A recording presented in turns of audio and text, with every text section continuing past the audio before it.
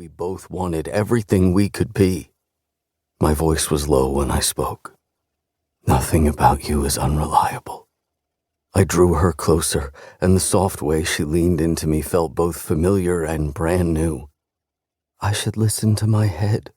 She stepped back, not letting go. I need to listen to my head. With her back against the wall, I inched closer, my hand now firmly at her waist. But what would your heart say? Pearl wore delicate diamond studs that gently scratched my lip when I spoke near her ear. Because it should get a say. Cord. She let my name hang there. I don't know if she moved first or I did, but then our mouths met, lips and tongues melding in the way I'd imagined for so long. The kiss deepened, and my whole body reacted to every move of her soft lips. The way she held me, fingers digging in, made me feel claimed in the best way. Don't go, I panted, breaking the kiss and then taking her mouth again, holding her lower back to pull her flush against me. When she rocked her hips, soft meeting hard, I groaned, needing more. Stay with me. I trailed my lips down her jaw before finding her lips again, my palm at her neck to hold her to me. Pearl deepened the kiss, her fingers in my hair like an answer, but then she stepped back, eyes wide and the pulse in her neck throbbing. It's too risky. She fumbled behind her and pushed the down button as I regained my senses. What? No, I don't understand. My heart pounded and I shook my head as if rebooting this moment. When the doors opened behind her, I thought about reaching out, of pulling her back into the kiss, but she'd stepped out of reach on purpose. If I could put heart first for anyone, Cord, it would have been you. She took 2 steps backward into the waiting car. But it can be me. I wished I had more practice fighting, because I wanted to fight for her, get her footsteps to move toward me and not away, but my head still spun from that kiss.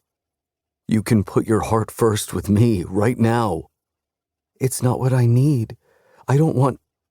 I can't want this. You know I can't.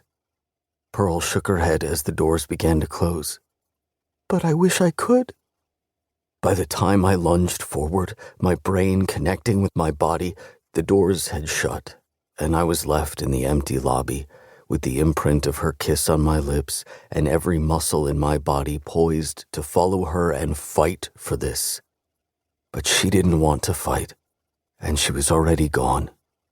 Still, I waited for the doors to open, holding my breath in hopes she'd change her mind. I waited a long time, staring at my warped reflection in the elevator doors before deciding I would never wait like that again, and never put myself in a situation where I wanted to. Chapter 2. Pearl. Present day. As I flipped over my phone, the thin gold bracelet on my wrist caught the light, the chain cutting through the 4 small stars tattooed on my wrist. Shay. Show me the dress. Pearl. I'm not taking a selfie. I'm in the middle of the first big social event of my career. Shay. I know you look bangable. Pearl. Bangable isn't my aim. I'm working right now. Shay. Your aim lacks creativity. This is why I'm the fun sister. I brushed my fingers against the smooth satin of the gold floor-length gown before slipping my phone into my clutch and closing it with a gentle, satisfying snap. The wash of the cool breeze from the air conditioning swept over the exposed skin at my back, and I straightened at the prickling sensation. The room swirled with people, and before I stepped back into the hall, I surveyed the countless donors and supporters in formal wear. On the far side of the room, Ellie Dawson laughed with a trio of people in their 70s. The 2 of us had started in our new roles a few weeks earlier, and I knew in the coming years we'd compete to secure a promotion to director when the current director retired. After 5 years in California, I'd come back to Chicago for the right job and to leave the wrong man. Ironic, since what I thought was the right job took me to the West Coast in the first place. Even